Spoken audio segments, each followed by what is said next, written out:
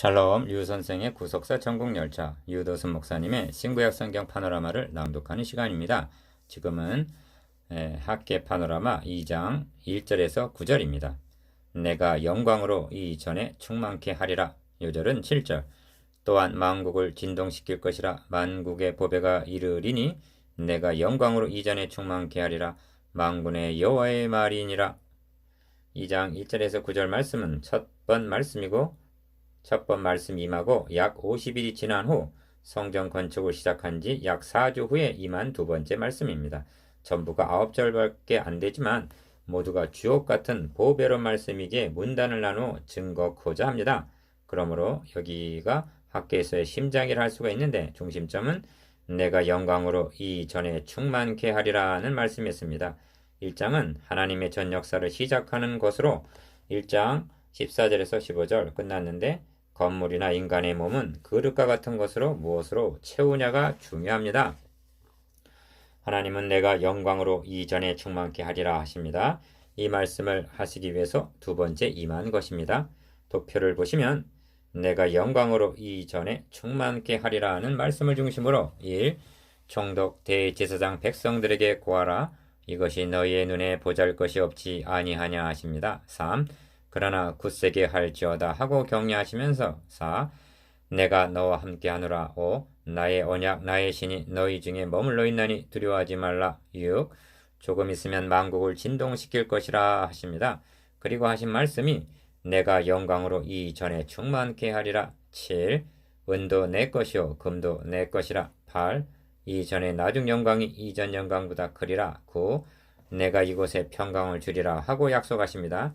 이를 두 단원으로 나누어 상고하겠습니다. 첫째 단원 1절에서 5절 두려워 말고 굳세게 하라.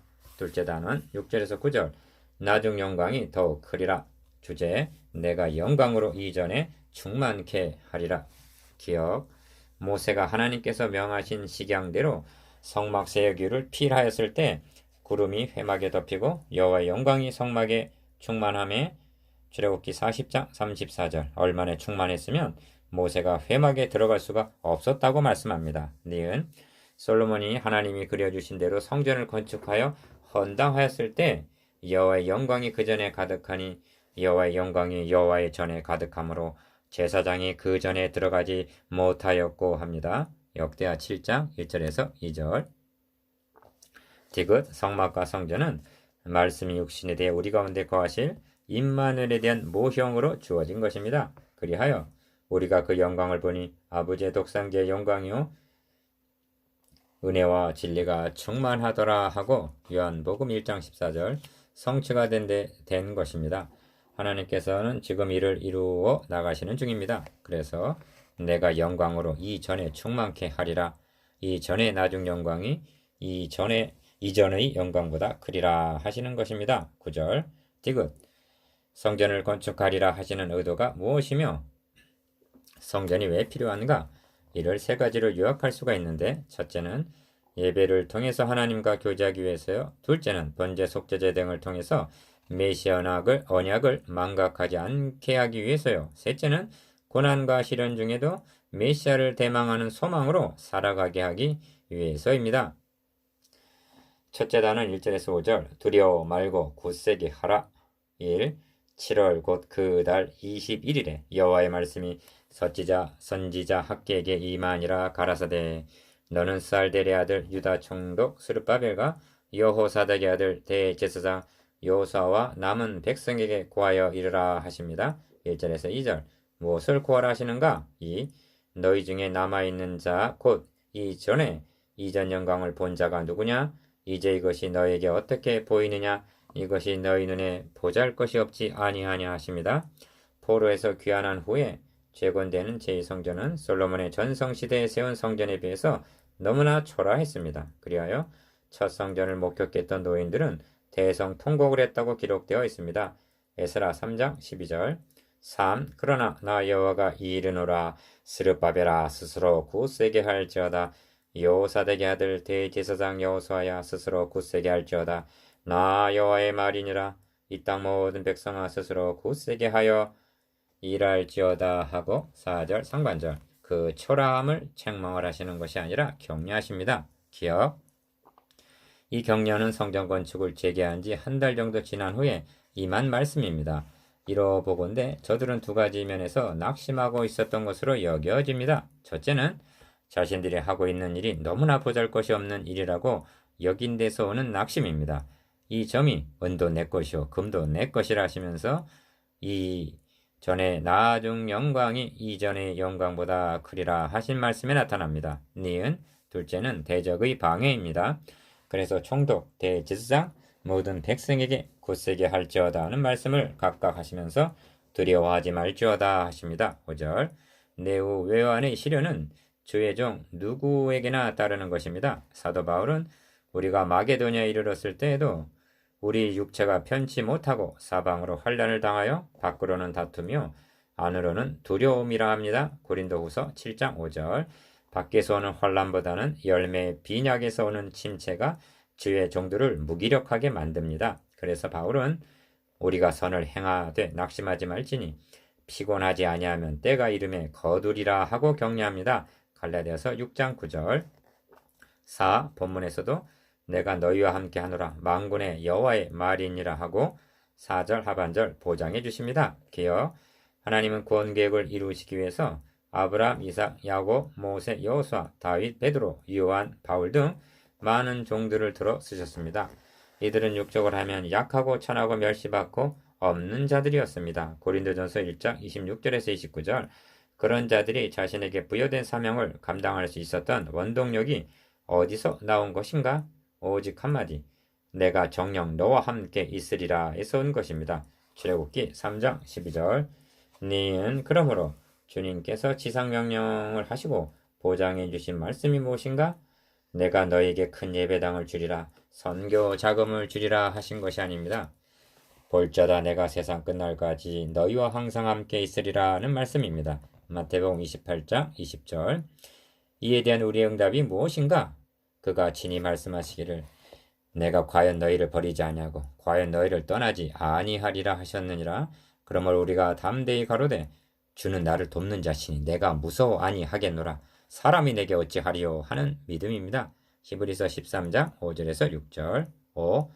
너희가 애굽에서 나올 때 내가 너희와 언약한 말과 나의 신이 오히려 너희 중에 머물러 있나니 너희는 두려워하지 말지어다 하십니다. 5절 기억 하나님은 두 가지를 들어서 격려하시는데 첫째로 저들에게는 언약한 말씀이 있다는 것입니다. 그러면 그 언약이 무엇을 가리키는가? 문맥적으로 보면 바로 앞절에서 내가 너희와 함께 하노라와 결부되는 것으로 볼 수가 있습니다. 한마디로 나는 너희 하나님이 되고 너희는 내 백성이 되리라 하신 언약입니다.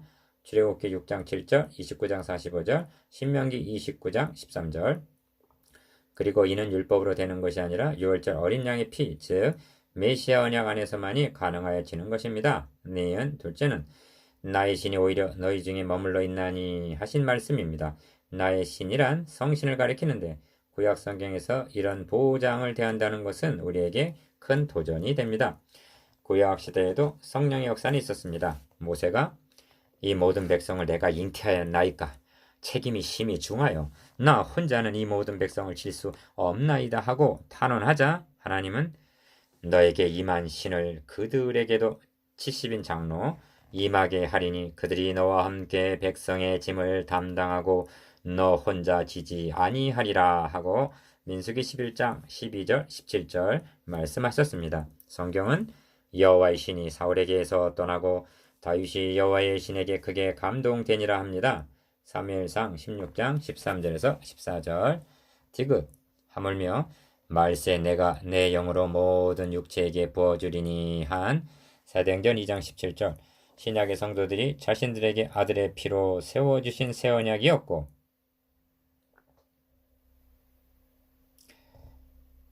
너희가 하나님의 성전인 것과 하나님의 성령이 너희 안에 거하시는 것을 알지 못하느냐 한 고린도전서 3장 16절 그러한 성령을 모셨다는 것은 더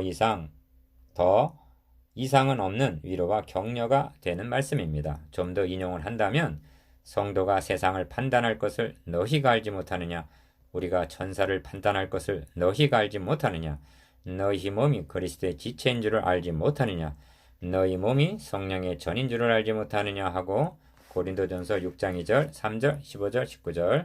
우리 심령을 연속적으로 두드림으로 우리의 정체성을 일깨워 줍니다. 언약한 말과 나의 신이 오히려 너희 중에 머물러 있나니 너희는 두려워하지 말지어다 하신 정체성만 망각하지 않는다면 신앙생활에 혁명이 일어날 것입니다. 둘째 단원 6절에서 9절. 나중 영광이 더욱 크리라. 이윽 나 만군의 여호와가 말하노라. 조금 있으면 내가 하늘과 땅과 바다와 육지를 진동시킬 것이요 또한 만국을 진동시킬 것이며 하십니다. 6절에서 7절 상반절. 기억. 둘째 단원의 핵심은 하나님께서 주권적으로 이루시겠다는 내가에 있습니다. 내가라는 말이 3번 6절, 7절, 9절 만군의 여호와의 말이니라가 5번 등장하여 모두가 하나님이 행해 주시겠다는 하나님의 행사입니다. 내가 하늘 땅 바다 육지를 진동시킬 것이요 또한 만국을 진동시킬 것이며 하십니다. 21절에서도 내가 하늘과 땅을 진동시킬 것이요 하고 거듭 말씀하십니다. 니은 먼저 하늘 땅 바다 만국을 진동시키실 때가 언제인가 하는 점입니다. 여기에는 복합적인 의미가 있습니다. 첫째는 그리스도의 초림때를 가리킵니다. 하나님께서 시내산에 강림하셨을 때에 우레와 번개와 빽빽한 구름이 산 위에 있고 나팔 소리가 심히 크니 진중 모든 백성이 다 떨더라 했다면 출애굽기 19장 16절 성자 하나님께서 영광의 보좌를 떠나 인간의 몸을 입으시고 이 땅에 강림하신 임마누엘 사건은 얼마나 더욱 놀라운 사건인가. 이를 내가 하늘과 땅과 바다와 육지와 만국을 진동시킬 것이라고 밖에는 달리는 표현할 길이 없었을 것입니다. 얼마나 진동시키셨으면 성전 휘장이 돌로 찢어지고 세계 역사가 주전과 주후로 갈라졌겠는가. 이를 인간의 이성으로 따지려지 말고 믿으시기 바랍니다. 디귿. 둘째는 만국을 진동시킬 것이란 그리스도의 재림때를 염두에 두고 하신 말씀입니다. 히브리서는 말씀하시기를 그때 시내산 강림에는 그 소리가 땅을 진동하였거니와 이제는 약속하여 가라사대 내가 또 한 번 땅만 아니라 하늘도 진동하리라 하셨느니라 합니다. 히브리서 12장 26절. 리을 그러면 어찌하여 진동시키신다 하시는가? 이에 대한 설명이 히브리서 12장 27절에 있습니다. 또 한 번이라 하심은 진동치 아니하는 것을 영종케 하기 위하여 진동할 것들 곧 만든 것들의 변동될 것을 나타내심이라 합니다. 히브리서 12장 27절. 설명을 부원한다면 현재의 세계는 진동할 것들이요 쇠하고 시들어버릴 영화이지만 하나님이 건설하시려는 메시아 왕국은 진동하지 않을 영원한 나라라는 말씀입니다. 그래서 또 내가 새 하늘과 새 땅을 보니 처음 하늘과 처음 땅이 없어졌고 바다도 다시 있지 않더라 하는 것입니다. 계시록 21장 1절. 이 점을 베드로는 산소망이라 부르면서 썩지 않고 더럽지 않고 쇠하지 아니하는 기업이라 말씀합니다. 베드로전서 1장 3절 4절. 미움 이렇게 말씀하신 후에 본 문단의 주제인 만국의 보화가 이르리니 내가 영광으로 이전에 충만케 하리라 만군의 여호와의 말이니라 하십니다. 7절 하반절. 문제는 만국의 보배가 이르리니 한 보배가 무엇을 가리키느냐에 있습니다. 그게 두 가지 해석이 제시되고 있는데 첫째는 문자적으로는 만국의 보배가 몰려오게 된다. 참고 이사야 60장 9절, 계시록 21장 26절이라는 뜻으로 둘째는 만국이 사모할 그리스도라는 해석입니다. 비읍 7절에서 9절까지를 관찰해 보면 가 만국을 진동시킬 것이며 나 만국의 보배가 이르리니 다 내가 영광으로 이전에 충만케 하리라 라 이전의 나중 영광이 이전 영광보다 크리라 마 내가 이곳에 평강을 주리라 만군의 여호와의 말이니라 하고 7절에서 9절 진동으로 시작하여 평강으로 마치는 문맥입니다. 7. 먼저 은도 내 것이요 금도 내 것이니라 만군의 여호와의 말이니라 하신 8절 말씀부터 생각해 보겠습니다. 기억 이는 재건하는 성전의 보잘것없는 외모를 보고 대성통곡을 하는 자들을 염두에 두고 하신 말씀입니다. 즉 내가 원하는 것은 무엇이 부족한 것 같이 은금에 있는 것이 아니다 하는 뜻입니다. 이런 맥락에서 만국의 보배가 이르리니 하셨다면 정답은 그리스도에 대한 상징이라는 쪽에 있다 하겠습니다. 문맥적으로 볼 때 모든 초점이 오직 그리스도에게 맞춰져 있을 뿐 물질적인 보배가 끼어들 틈을 용납하고 있지 아니합니다. 8. 이 점이 이전의 나중 영광이 이전 영광보다 크리라 만군의 여호와의 말이니라 하시는 9절 상반절 말씀에도 나타납니다. 기억, 나중 영광이 이전 영광보다 크리라는 말씀이 무슨 뜻인가? 이는 제2성전의 영광이 솔로몬 성전의 영광보다 크리라는 것도 아니요. 또한 물리적인 측면에서 하신 말씀도 아닙니다. 그래서 은도 내 것이요 금도 내 것이라고 그런 의미가 아님을 나타내신 것입니다. 그런 후에 내가 이곳에 평강을 주리라 만군의 여호와의 말이니라 하시는데 9절 하반절 기억 이는 만국으로부터 몰려들 금은 보화로 말미암은 평강이 아니라 오직 그리스도로 말미암아 성취될 은혜와 평강입니다. 에스겔 선지자를 통해서도 내 종 다윗이 영원히 그 왕이 되리라. 내가 그들과 화평의 언약을 세워서 영원한 언약이 되게 하고 내 성소를 그 가운데 세워서 영원히 이르게 하리니 하고 에스겔 37장 25절에서 26절 화평의 언약을 세워주겠다고 약속하십니다. 이런 맥락에서 볼 때 본 문단의 주제가 그리스도도 보내주시고 만국의 법에도 이르게 하리라는 두 가지 주제를 말씀하는 것이 아니라 오직 한 가지 주제인 그리스도에 집중되어 있는 것으로 보아야 할 것입니다. 니은 베드로 사도는 그러므로 너에게는 보배나 믿지 아니하는 자에게는 건축자들이 버린 돌이 모퉁이의 머릿돌이 되고 베드로전서 2장 7절 라고 그리스도를 보배로 말씀합니다. 사도 바울도 우리가 이 보배를 질그릇에 가졌으니 하고 그리스도의 영광의 복음을 고린도후서 4장 7절 4절 보배라고 말씀합니다. 이는 주님께서 천국은 마치 감추인 보화와 같으니 마치 좋은 진주를 구하는 장사와 같으니 하신 말씀과 또 상통합니다. 마태복음 13장 44절 45절 결론은 이전의 나중 영광이 성전에 실체로 오실 그리스도를 가리키는 말씀이 분명하다면 만국의 보배도 만국이 사모해야 할 그리스도에 대한 상징으로 보는 것이 옳을 것입니다.